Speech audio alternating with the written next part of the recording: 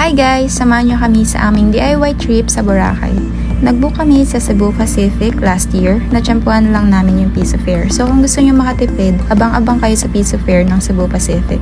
So ayan, pagkalabas ng airport, lakad lang konti papunta sa terminal ng tricycle. 75 pesos per pax dyan. Then pagdating sa port, wag na kayong magpa-assist kasi mas mahal yung babayaran nyo. Nakatipid kami ng 200 pesos each dahil kami na mismo yung pumila sa ticketing booth. After sa bangka, nag-trike ulit kami pa hotel. Sa Canyon Hotel pala kami nag-book. Dinrap lang namin bags namin and nag-freshen up, then pumunta na kami sa dagat. Konting lakad lang from our hotel. Sa dulo ng station 1 to, so konti lang gano yung tao. So ayan, picture-picture lang kami sa sunset and eme-eme lang. Nung dumilim na, naglakad-lakad na kami para manap ng makakainan. Samgyeopsal pa talaga ang kinikrib ng mga bakla. So dito kami kumain sa Wukong Barbecue House and Hot Pot.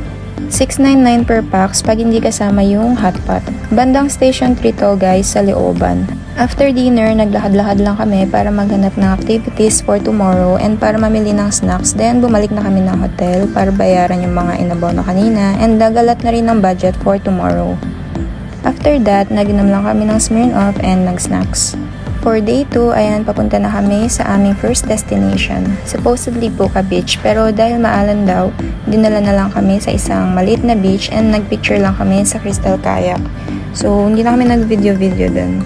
Next activity naman is snorkeling. And yung binayad pala namin para sa mga activities is 2,000 per pax. And ang inclusion niya is island hopping, lunch buffet, ATV, zipline, kawabat, and kayak.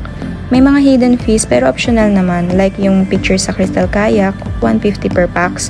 Then itong snorkeling, 100 per pax. Then after namin mag-snorkeling, pumunta na kami sa mainland for our lunch buffet. Hindi na kami nakapag-video dun guys kasi gutom na kami. Then after lunch, sakay ulit sa bangka papunta sa next island. This time pipili lang kung Crystal Cove or Magic Island ang gusto namin puntahan. And pinili namin yung Magic Island kasi for us, boring sa Crystal Cove. Picture-picture lang. Dito kasi sa Magic Island, may mga talunan. So, talon-talon kami dyan. And maganda rin dito guys, ang lakas ng hangin, sarap tumambay.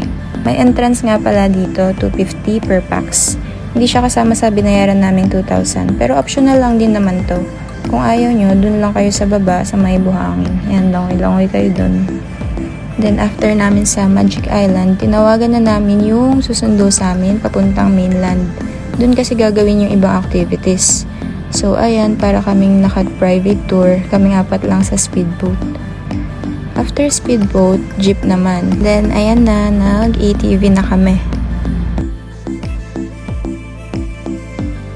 And next, konting lakad lang para sa zipline. Kung ayaw nyo maglakad, pwede kayo mag-skybike. Kaso may bayad na 400, kaya nilakad na lang namin. Then after sa ATV and zipline, nag-jeep ulit papunta sa next destination. Sa LMJ pa rin to. Parang may mini zoo, may mga hayop. Ayan, nagpa-picture pa kami sa may ahas.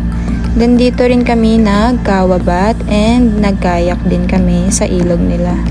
After ng mga activities namin, nag-jeep and speedboat ulit kami pabalik sa Boracay and naghanap na kami ng makakainan. Ayan, dyan namin napili kumain sa Army Navy. After sabihing magtitipid na, ayan, dyan pa rin kami kumain. After nyan, bumalik na kami sa hotel para maligo and balak namin kasi mag-bar sa gabi pero dahil pagod na kami, hindi na natuloy. Ayan, nag-picture-picture na lang kami sa photo booth sa may D-Mall. Para naman hindi sayang yung outfit namin. And kumain na lang kami sa Jollibee, tas tumambay sa SB. Saglit na lang kami dyan kasi pa-close na nung dumating kami. And that sums up our day 2. For day 3 naman, pumunta kami sa tinatawag na quieter side ng Boracay, sa Bulabog Beach. May pupuntahan kaming cafe. Sa kanto lang kami binaba ng trike, kaya ayan, lakad-lakad kami hanggang manap namin yung cafe. And ayan na nga, dito kami sa Calma Cafe. Ang balak talaga namin is brunch pero di pa available yung rice meals nila. So nag-order na lang kami ng pang breakfast. Sarap tumambay dito guys kung may extra time kayo sa Boracay at di nyo alam kung anong gagawin. Sadyain nyo yan, Calma Cafe. Ayaw na nga namin umalis dyan kaso gusto namin sulitin yung araw namin. So after that, naghabal-habal kami papunta sa Puka Beach. Ang tahimik sa Puka Beach that time, siguro dahil nga hindi siya sinasama sa island hopping kasi nga malakas yung alon. Diyan na rin kami nag-lunch. May nakita kasi kaming liempo habang naglalakad papasok sa Puka Beach. Tas yung banig, free rent lang dun sa nagtitinda ng fruit shake. Basta order ka ng shake nila. Then, after kumain, nagbabad na kami sa dagat. Ang sarap din dyan guys, ang lalakas ng alon. Sarap magpatangay. Then, after dyan, nag-trek na kami papuntang Station 2. And hinanap na namin yung taong kausap namin para sa UFO na activity namin. Paalala lang guys, pag may nag-aalok sa inyo ng activities, hanapan nyo ng ID na tour guide sila ng certain company. Yung nakausap kasi namin, mura binigay sa amin yung UFO para sa kanila kami mag-book ng island hopping and ATV zipline. Tas nung time na for UFO, di na kami sinipot. Buti natanungan namin yung isang tour guide na may ID. Siya na yung nag-assist sa amin. And buti na lang, di pa namin bayad yung UFO. So, kung bayad namin yun, wala na. Na-scam na niya kami. Late na namin na-realize na, wala nga silang pinakitang ID sa amin. So, ayan, UFO na kami. First and last UFO na namin yan dahil sumakit yung katawan namin after. May tumilapon pa. Buti di nahulog sa dagat. So, after namin dyan, namili lang kami ng snacks and ihaw-ihaw. Then, dun kami kumain sa pool area ng hotel. And after kumain, ayan, eme-eme na kami sa pool, video-video. Then, after nyan, bumalik na kami sa room namin para maligo and magpahinga. Yung dalawa kong friends, si Je and Dems, sa kabilang room para mag-ayos ng birthday surprise namin kay Sab.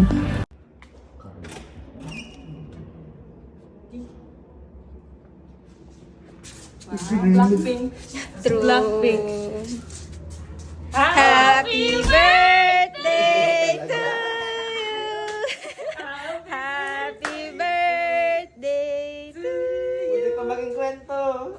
Happy birthday! Happy birthday to you! Hey, hey! Happy birthday to you! Hey, hey! Happy birthday! Happy birthday! Happy birthday to you! Hey, hey!